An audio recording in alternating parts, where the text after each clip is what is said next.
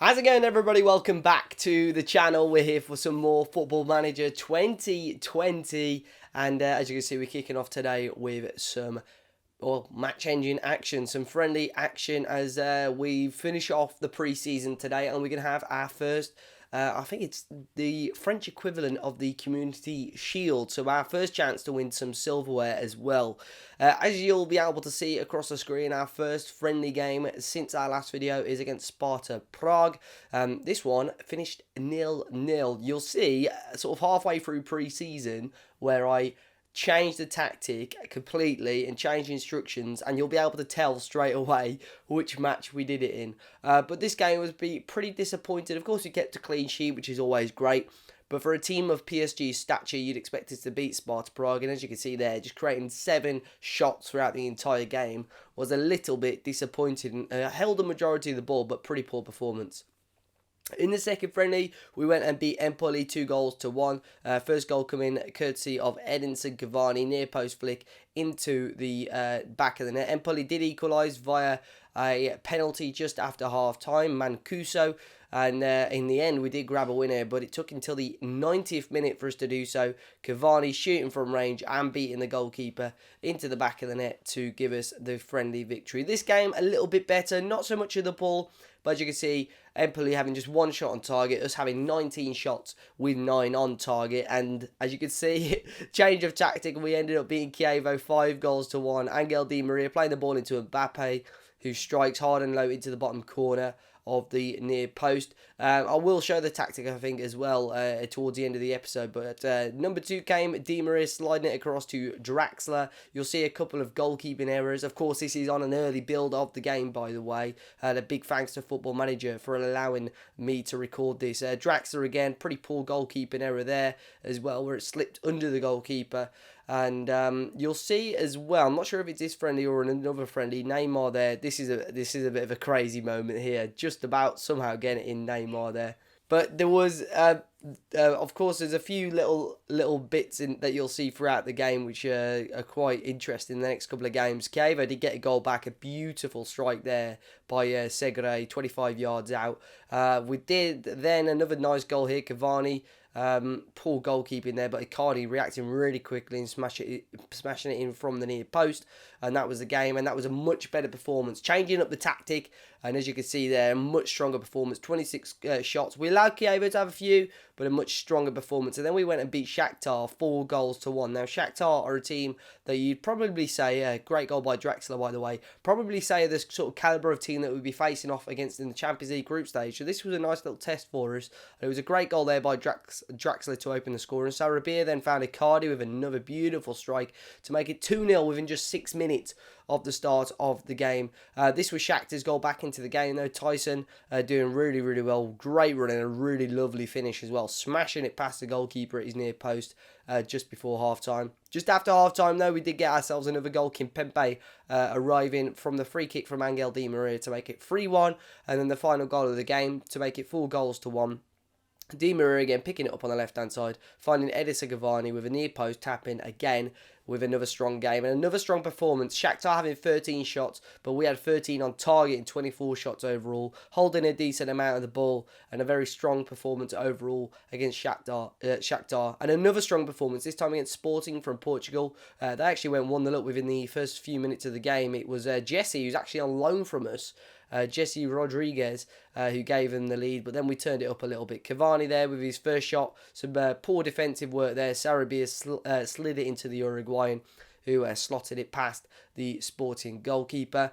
We then went 2-1 up rather. Draxler trying his luck from range, deflected into the path of Cavani again, who smashed it across the goalkeeper this time to make it 2-1. And then he got his hat-trick in the 40th minute from the penalty spot, smashed it down to the bottom left corner, and then in just before the 60th minute we rounded it up and Di Maria's shot was blocked and Idrissa Gana Gueye with a beautiful strike to make it 4-1, and that was by far our best performance of pre-season so far. 39 shots overall, 61% possession, really bossed that game and showed Sporting up, to be honest. We then moved on to a game against fellow Portuguese side Benfica. We beat them 3-0. We opened the scoring in the 25th minute. Angel Di Maria, who's been fantastic fantastic during pre-season. Sarabia then picked it up, found Idrissa Gana Gueye, lovely play, Cavani, lovely ball, and Di Maria got his second of the game, slotting it past the Benfica goalkeeper Svila, and this was the first little goal kick error we see. Icardi picked it up, he did hit the post but put it into the back of the net, and I'm assuming we'll see quite a number of those this year on the game. 26 shots, 12 on target, and a much strong performance again against Benfica this time. And there it is, for roundup of our pre-season games. Now we move on to the transfers. A newest player that is set to join, Sebastiano Esposito. He's a youngster that is wanted, as you can see, by many big clubs, and he's a 17-year-old that may get some game time this year. But now, since those friendlies, there have been a number of transfers. The first one being Alexander Kolarov coming in from Inter Milan. No, not Inter, Roma, sorry. Wow, what a player. You know, for someone that's 33, we needed to add a left back, which I'll show in a minute, but his attributes are sublime. As you can see there, so solid. Weakest one is 11, which is acceleration. Everything else is 12 up. Just a solid player throughout, really, and he's going to get a lot of game time this season. Players that went out, as you can see, first one, Lavin Kurzawa, 20.5 million. 26 years of age, left back, wasn't quite, you know, up to standard. As you can see, Kolarov for me is much better than him, and we've sort of paid the same money. And the second one will surprise you. Edinson Cavani going across to England for 11.25 million. He was out of contract to the end of the season, didn't want to re-sign a new contract, and I thought if the save goes on for another couple of years, I thought I'd cash him. But he was sublime during their pre-season. 32 years of age, maybe I should have tried a little bit harder to keep hold of him. Maybe I could have got more money for him, but great player. Unfortunately, moving on, as you can see, to across to England there. But we move on today to our Trophy des Champions, which is the Community Shield game. We're going to be playing Stade de Rennes for this game. And as you can just quickly see there, we're looking at the team selection advice. You could ask all your coaches for that advice as well. But it's this 4-2-3-1 we were playing. Inside forwards on both sides, complete forward in the middle, advanced playmaker with a DLP and a box-to-box behind as well. Kolarov and Munier playing as wing-backs, and as you can see here on our team, starting team on the right, Icardi, Di Maria, Sarabia, Draxler, Verratti, Herrera, Kolarov, Thiago Silva, Marquinhos, Munier, and Navas. Unfortunately, Neymar on the bench and Mbappe injured, I believe. As you see, Rennes side there, Niang, Rafinha playing as well. Quite a number of players. Of course, this is a much earlier build, so there's little bits there you can see where top right of a couple of players, you've got that little black square. That has been fixed. But we move on to this game now, and there would be a great chance, obviously, to get our season started. A lot of people see this sort of thing as a glorified friendly, but if we can get silverware on our first competitive game as manager, why not? And we're moving into this game and hoping, of course, for a win. And on paper, PSG have got by far the strongest team in France, so we've really got to be winning these sort of games and so on. You might see throughout this game as well the quality drastically changing. You may not see it, but I did have a mess with the recording settings halfway through this game, so you may see a bit of a change throughout the first half. But the first couple of chances came in the first couple of minutes for us. Draxler playing a nice ball to Thomas Meunier on the right hand side, deflected away. And the French side then trying to attack. It was a bit end-to-end at times, a bit scrappy in this game. Kolarov there, the Silver Fox on the left-hand side on his debut as well. And here is Di Maria running forward into the gap there. Icardi onto the edge of the area, blocked it, fell back to Icardi, who probably should have done a little bit better there. His shot was fired straight at the Rennes goalkeeper. Took it till the 25th minute to get our next chance, though. It was Draxler on the right-hand side again. This time it was cleared away by the Rennes defender. Marquinhos picked it up and played it into Verratti. Verratti and Herrera in the middle. Looking forward to seeing how those two could play. Obviously, Idrissa Gana Gueye as well. Draxler had the ball there on the right-hand side. I probably should have done a little bit better with that chance. But this was a huge chance for Rennes. Through on goal, Niang, he smashed it, got a lot of power to it, but straight at Navas, who tipped it over the bar. That was a huge chance for the home side. Well, I say home side, but I'm not sure if this is at a neutral venue or not, but a big chance for, let's say, the underdog in Rennes, who probably should have gone 1-0 up there. It was Niang again creating a chance. Kolarov headed away. Verratti helped it on as well to find Di Maria. And this is where PSG are so dangerous on the counter-attacks. They're such a strong and powerful and quick side. And of course, with Neymar and Mbappe as well, when both fit, there we are going to be a seriously dangerous side. Marquinhos here again at the back, playing it all the way back to Keylor Navas. Navas then onto the edge of the area to find Thiago Silva. And, half an hour gone. as you could tell, we haven't really created a big clear-cut chance. Icardi had that one opportunity. Niang probably should have scored, but this was a dreadful clearance. And again, Icardi, you've got to be finishing those. Any world-class striker with a bit of pedigree would be putting those into the back of the net. So that needs to be improved. But Draxler played this ball eventually across to Di Maria. Another save by the goalkeeper. How on earth have we not scored yet? I do not know. And it went to half-time. Rennes 0, PSG 0. 2 bookings, one for each side. And I was going to say I'm far from pleased, but I said it's time to dig in because we have created the opportunities. We just haven't put them into the back of the net yet. And a corner came right after half-time, hoping this would be the chance. And it was straight back to Verratti. Into Sarabia, into Di Maria, off the post. Di Maria again. No, still wasn't to be. It was still 0-0. I was thinking about maybe changing some of the instructions there. Shoot on sight, one of my favourite ones at the moment during the early access. But Draxler's shot there blocked Verratti again. A little bit of time for Di Maria. We finally got that opening goal to give us a lead. First goal of the season for Angel Di Maria. And hopefully the first of many. He was so prolific and so great in pre-season as well. It seems like he's been around for years, which he has been. But still such a quality player at the highest level. Draxler's shot was blocked. And it was Verratti there. Just a simple pass to Di Maria, who had a little bit of space, a little bit of time.